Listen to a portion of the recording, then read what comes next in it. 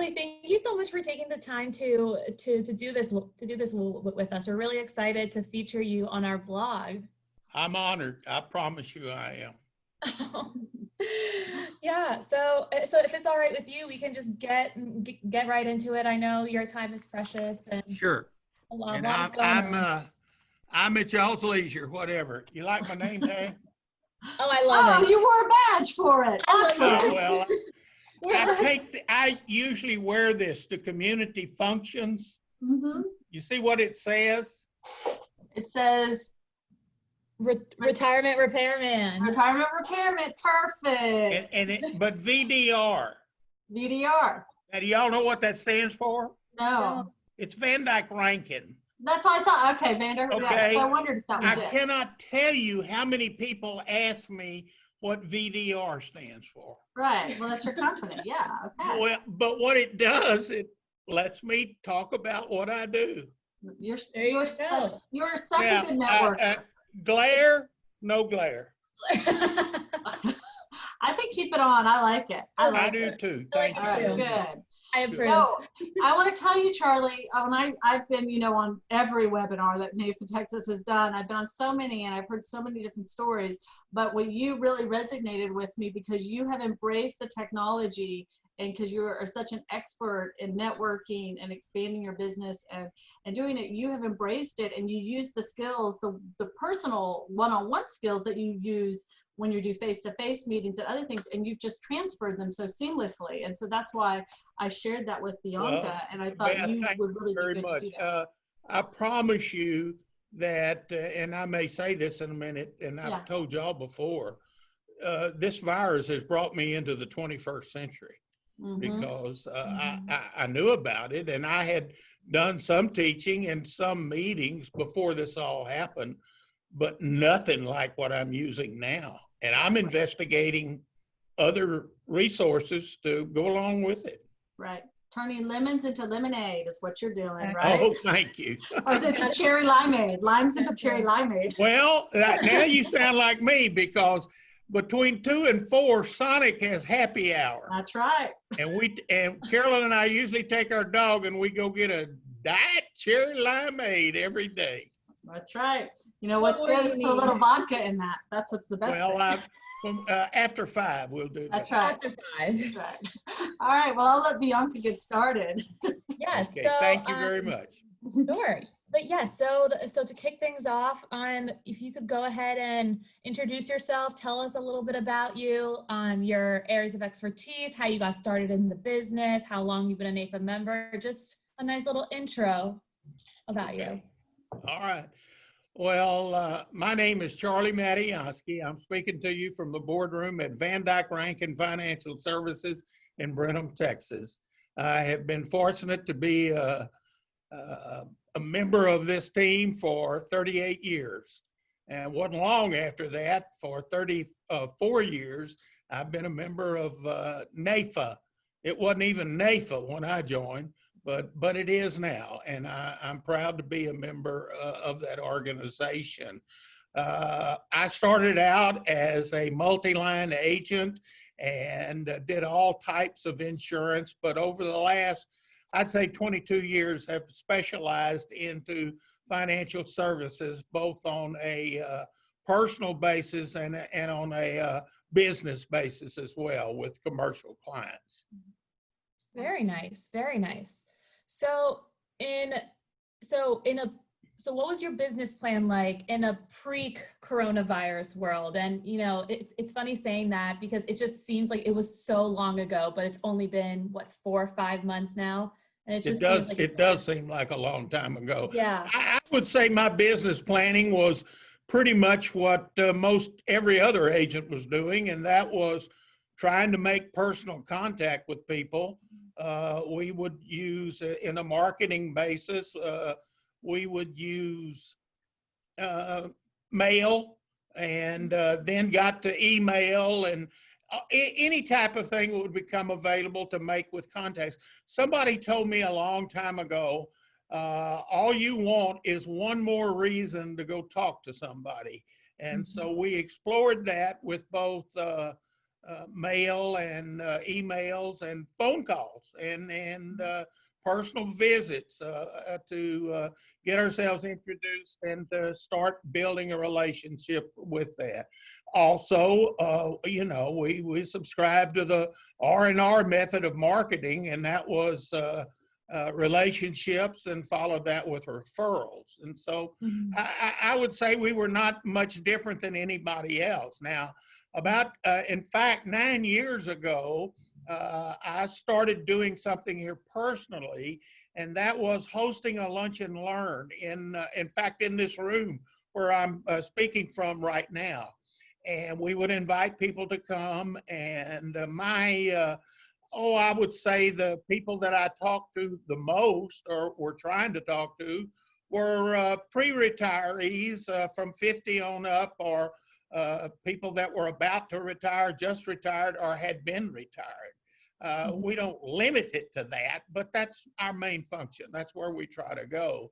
And so our lunch and learn, we would have a presentation on a retirement-related topic: Social Security, IRAs, required minimum distributions, long-term care, things like that. I did a lot of them, but also I would bring in an expert from time to time and let them present a topic. We would, usually they would go 30, 45 minutes. Maybe I had one an hour. And we were very fortunate. There's a local restaurant just right across the street. And then we'd go get the meals, bring them in, and we'd all eat together. I never wanted to have a big seminar of 50 to 100 people. I wanted to have 10 to 20, and that's what we've been able to do. And we were very, very successful doing that. And it got to a point that they would invite people to come. And so I would say over the last 8 years, that was my main focus of marketing to clients and prospects. Very nice, very nice. That all that is really, really interesting, and I really like that you touched on the fact that it was more important to you to get that smaller, intimate group together, as opposed to a ballroom filled with people. It's clear that having that personal connection has always been very important to you. I appreciate the man. And one other thing, I should have mentioned this, is when we had these gatherings, we didn't try to sell anybody anything. We educated, we informed, we let people know about products and concepts that were out there. We always had an evaluation form for people to fill out. And the only thing as far as selling was concerned was on that evaluation form, we had a question: if you'd like to talk to us, we're available. How should we contact you? And that basically was it. Nice. Very nice. I love that. So coronavirus happens, the world shuts down, and your business still has to run. So I guess, can you explain how you transition from what you just explained to having to adapt to going virtual and utilizing Zoom? How were you introduced to Zoom, and had you used it before? Well, first of all, the coronavirus, as far as marketing is concerned, drugged me into the 21st century. I had done some meetings before and had taught online and done different things, but nothing to the magnitude of what we're doing now. And to really put it in perspective, our lunch and learns became Zoom and learns. And we were now able, the last 4 that we've done online, again, from this locale. And we used a topic of capturing the gain for 3 of them, because it took that. I wished I'd have done it in January before the market had dropped so much, but we were able to help people doing that. And so we do a live broadcast, and we'll have several people watch with us. We usually, like any other meeting, we mute them, and then we have questions at the end. But the thing that is really brought out to me is we can record these meetings now. And in the future, whether I go live or not, I'm going to record them, because I may have more people watch the recording than actually attend the live seminar by Zoom to do that. And here is the thing that really hit me between the ears. I have people in California watching these things, or from Nebraska or Indiana, which I never had before. And so that has been an eye opener for me, and we are using that. And we are also investigating other ways to use the digital media concepts that are out there. I now subscribe to a couple of services where I can send live videos to clients and prospects, and it's working really well. Good.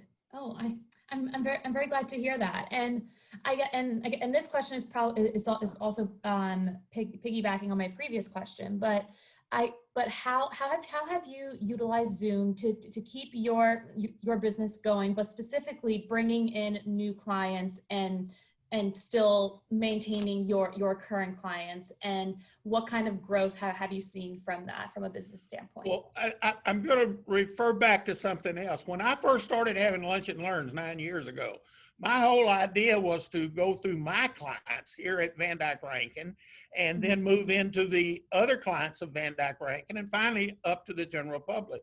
Well, I have been very fortunate because I've never gotten out of my clients. And the reason is they invite people to come. Well, I have used that same concept with the Zoom. And that is, I'll send out an invitation or a link for somebody to come to Zoom, and they may send it to 4 different people that I don't even know about. And then I do try to get everybody to confirm or RSVP so that I know who's on the meeting. And, you know, in this day and age, I don't want somebody coming in and taking over my meeting, and which is possible these days, but that way we're able to get it done, and I'm able to address new clients that way. So that's been as much as anything, Bianca. Very nice. I love that. And then, so what would you tell agents and advisors who are skeptical about this new going virtual, I don't want to say trend, but this new virtual normal, if you will, But you use the right word. It is the new normal.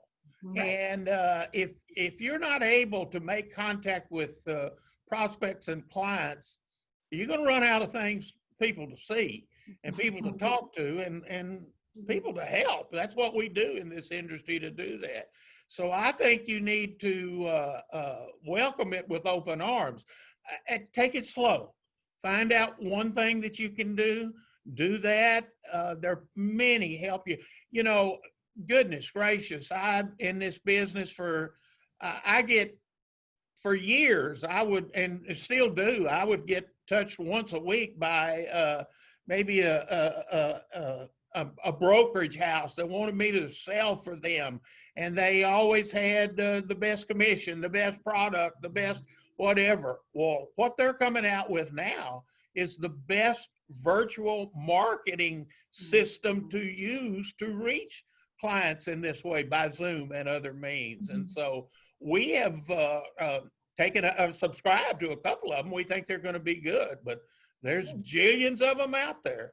Oh, yes, definitely.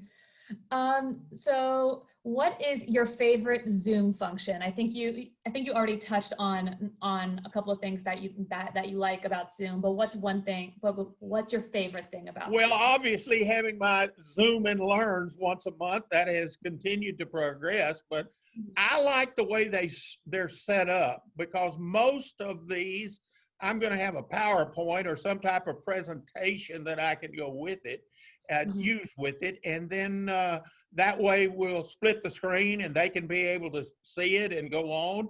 And then the other thing is, I try to keep the screens open where I can actually look at the people that I'm talking to. And I think that helps in keeping an attention. Now, there was one thing about it, when I was having Lunch and Learns and they were in this room, I knew they were paying attention or if they're going to sleep. But if you're on a computer, sometimes you don't know. And but so that the cameras, being able to keep people interest. And to that front, I have done this. I've I don't think I've had a meeting go 20 minutes yet, and I don't want them to, because people will lose their interest and they're going to be bombarded by a lot of other things, which has brought me to this. When I attend a Zoom meeting, I get everything else out of the way, because the phone's going to ring, it's going to beep here and beep there, and you really got to stay focused to learn what you need to learn and to get things accomplished. Definitely. I absolutely agree with that there. And then, so the last question that we have for you is, once we eventually return to face-to-face meetings and events, will you continue to use Zoom? Will you continue to do your Zoom and Learns? And how will you hold on to that virtual aspect as you start meeting with people? Well, I am going to hold on to it, because it's been very eye-opening to me and profitable, if that's a term I can use, by being able to maintain contact. I've got grandkids that wouldn't know how to use a dial telephone, and because they're so used to the computer and doing things with it that way. And if you're not able to adapt to that generation, the next generation that comes through, you're not going to market to them. You're not going to sell them anything, and they're going to be able to use it. So yes, I look forward to returning to being able to see my clients face to face, but I'm not always going to be able to do that. And so by using Zoom and these other virtual media outlets, it'll give me an opportunity to, number one, to adjust my business for to meet each type of client that's there, and I look forward to that. Excellent. I love that. Very, very great. So I think those were all the questions we had for the most part. And Charlie, if you have any other words of wisdom that we all always love to hear, we would love for you to share. Well, I appreciate that. Words of wisdom. This reminds me, at the last meeting, a virtual meeting that y'all allowed us to watch, when we actually saw a guy talk about how to do virtual meetings and so forth. There were 5 of us on the thing, and I've been in this business 38 years. I had the least experience of anybody that was on this meeting, and that just floored me. Yeah. But, and by the way, he talked about masterminds, and we formed a mastermind with 4 of the guys that were on that, and have had one ourselves and really enjoyed it. And we think we can help each other do that. Yeah, y'all were a great group that was on there, and I think that was really telling that that was sent out, all of NAFA, Texas. I marketed that, and you guys were the ones that were the most interested in learning new things. And I think that is very telling of our membership. Well, if you quit learning, it's over. And I don't care how long you've been in the business or how old you are or whatever, you try to learn something new every day. And you don't have to learn everything new every day, but if there's something out there that'll help you help other people, you need to be aware of it. That's right, and learn from each other. And I think that is so important. I even said this in that meeting. When I first got in the business, there was no such thing as a webinar. If we wanted to hear a speaker, we'd had to go to Houston or Austin or somewhere. But even at those meetings, a lot of times you'd hear the speaker, they'd give you a break, you'd go out in the hall, and I'd learn more from my fellow agents than I did from the speaker that was out there, because we shared the same problems and the same needs. That's right. That's right. And I think the virtual events are now giving us a whole new way to network and learn from each other and get ideas in a whole new way. So I think I wonder, Charlie, if you have like just one little tidbit of advice for some of the newer agents or maybe less experienced agents on using virtual, what would it be? Well, number one, find somebody that can help you. I'll never forget my first experience using IT, when we have an IT person, was to shout, "Hey, Martha, get in here," because I didn't know anything about it. But I have learned that in just simple steps. And gosh, if an old Aggie Bohemian coach can learn it, people that are young in the business can learn it. So learn as much as you can about a computer and the program yourself. That will then help you be confident when you start using it or you're sharing information with others. Mm-hmm. That's great advice. That's great. I love it. Okay. Excellent advice. Wonderful.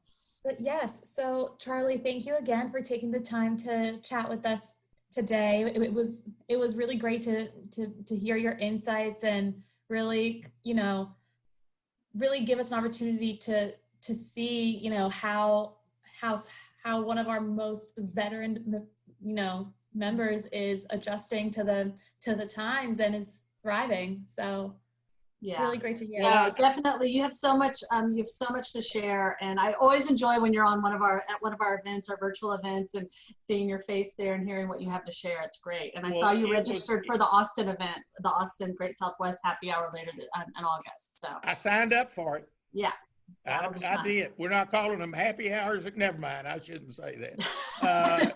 But thank you. It is my joy. And anything I can share with anybody that's in our business, I'm happy to do so, because in the long run, we're helping people everywhere. Wonderful. That's Absolutely great. You're a great You're a great leader. Wonderful. Yeah. All right. Thank you so much. Thank you, Charlie. All right, Bye-bye. we'll talk again soon. All right. Bye-bye.